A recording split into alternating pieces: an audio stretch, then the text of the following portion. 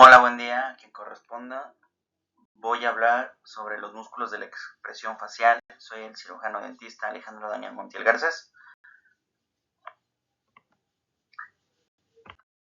Los músculos de la expresión facial se desarrollan a partir del segundo arco faríngeo, proveniente del mesodermo. Estos están inervados por ramas del nervio facial. Se sitúan en la fascia superficial o tejido subcutáneo de las porciones anteriores y posteriores del cuero cabelludo, cara y cuello. Pueden originarse tanto en los huesos faciales como en las fascias y se insertan en la piel. Los grupos que forman a los músculos de la expresión facial los podemos dividir en los siguientes.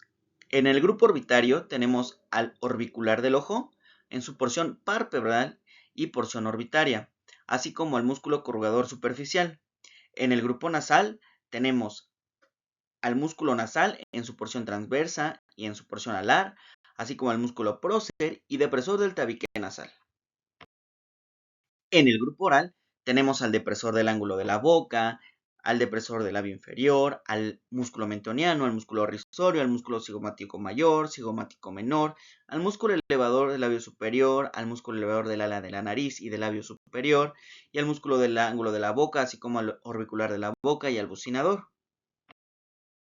Contamos con otro grupo en el cual, si bien no están precisamente en la región facial, van a intervenir en ciertas funciones, las cuales nos van a ayudar a la expresión o mímica de la cara, como lo son el músculo auricular anterior, el músculo auricular superior y el músculo auricular posterior. Músculo orbicular del ojo. Su origen es en el ligamento palpebral medial y en el hueso lagrimal. Su inserción es en el rafe palpebral lateral. La función de este músculo es cerrar los párpados suavemente. Músculo orbicular del ojo en su porción orbitaria. Su origen es en el ligamento palpebral medial y el hueso lagrimal. Su inserción es en el rafe palpebral, en la porción lateral, y la función que tiene este músculo es de cerrar los párpados firmemente al realizar un parpadeo. Músculo corrugador superciliar. El origen es en el extremo medial del arco superciliar.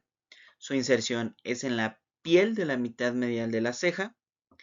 Y la función de este músculo es desplazar inferomedialmente las cejas, formando arrugas verticales en el entrecejo, el cual nos va a ayudar a expresar preocupación.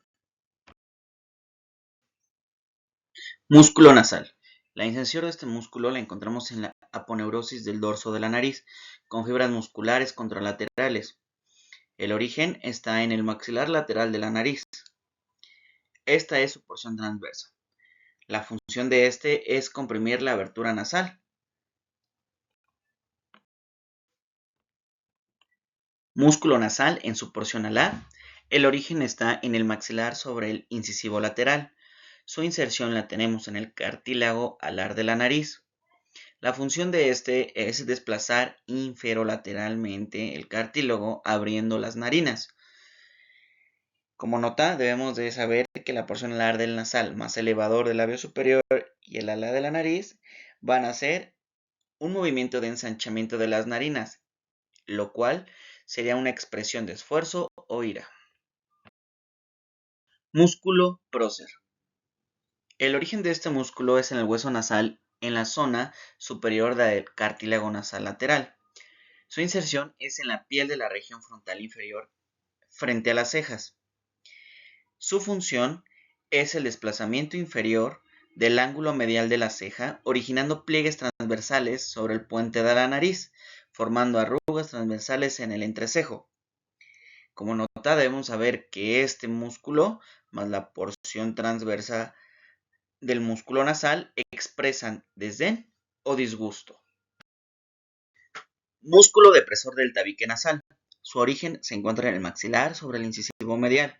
La inserción está en la porción móvil del septo nasal. Su función es la tracción nasal inferior. Músculo orbicular de la boca. Su origen es a partir de músculos locales maxilares y de la mandíbula en la línea media. La inserción es formando una elipse alrededor de la boca. La función es la oclusión labial, protusión labial, en el movimiento de mandar un beso o resiste la distensión cuando se sopla. Músculo elevador del labio superior. Su origen es en el borde infraorbitario del maxilar. Su inserción está en la piel de la mitad lateral superior del labio superior.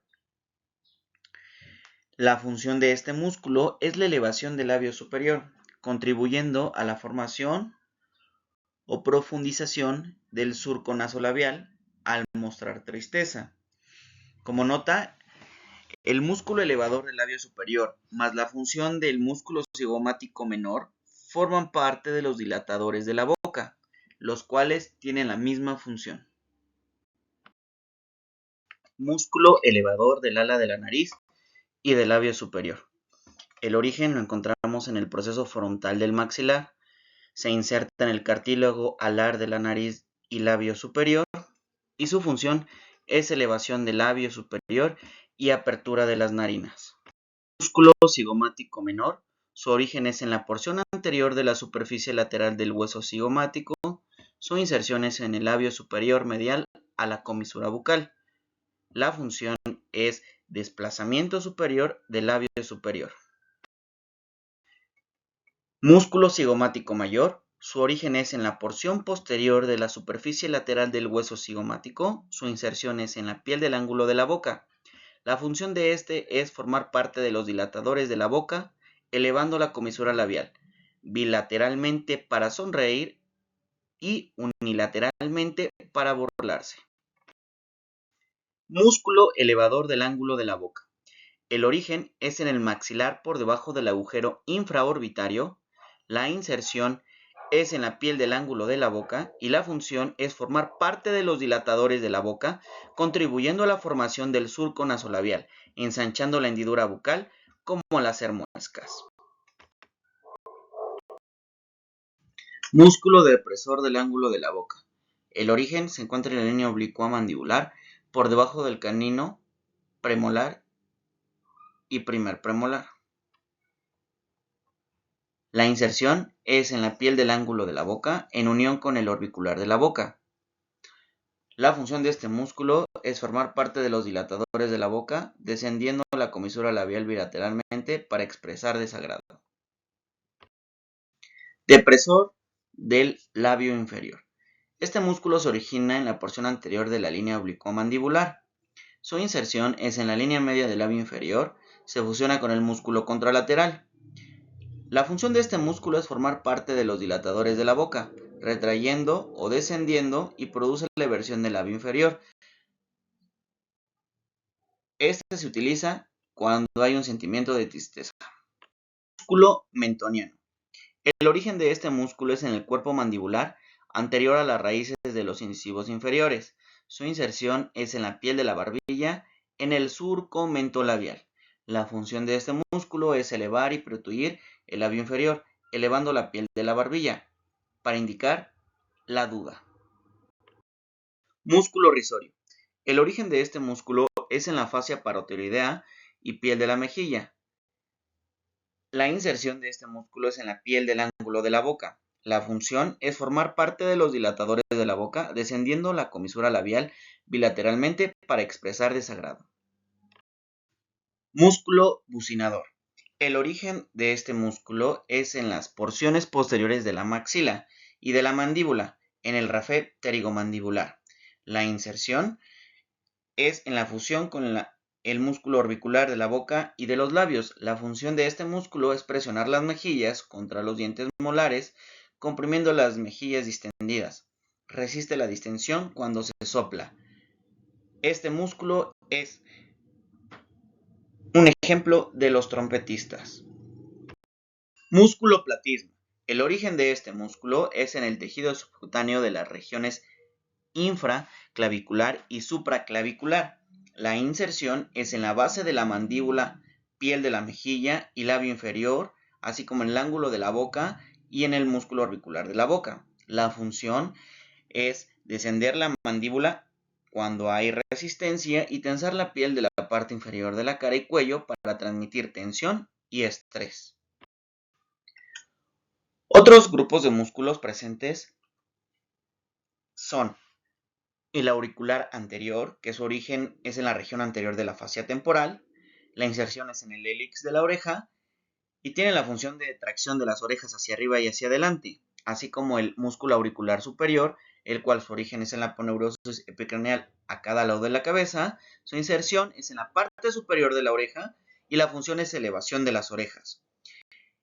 El músculo auricular posterior, su origen es en el proceso mastoideo, la inserción es en la convexidad de la concha de la oreja y la función es traccionar las orejas hacia arriba y hacia atrás. Músculos de la masticación. Músculo temporal.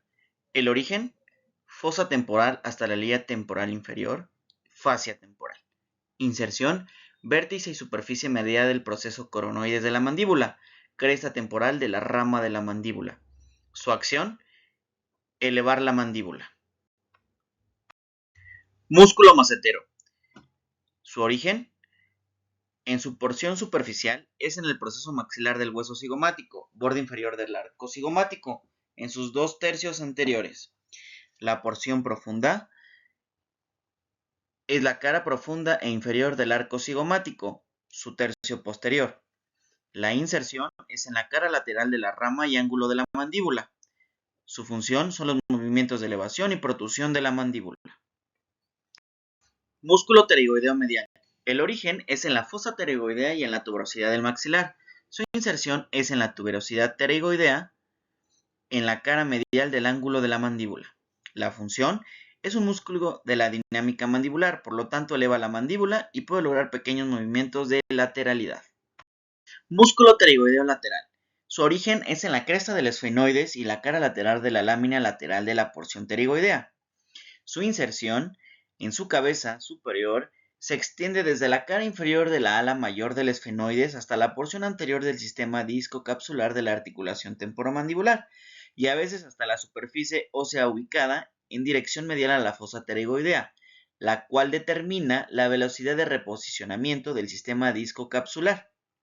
La cabeza inferior se extiende desde la apófisis pterigoides hasta la fosa pterigoidea y en algunas ocasiones hasta el sistema discocapsular, realizando la contracción de la cabeza inferior y colabora con la apertura de la boca. Su acción principal es dirigir la mandíbula en dirección superior, contribuyendo a la protrusión. La actividad unilateral produce pequeños movimientos circunferenciales en la masticación.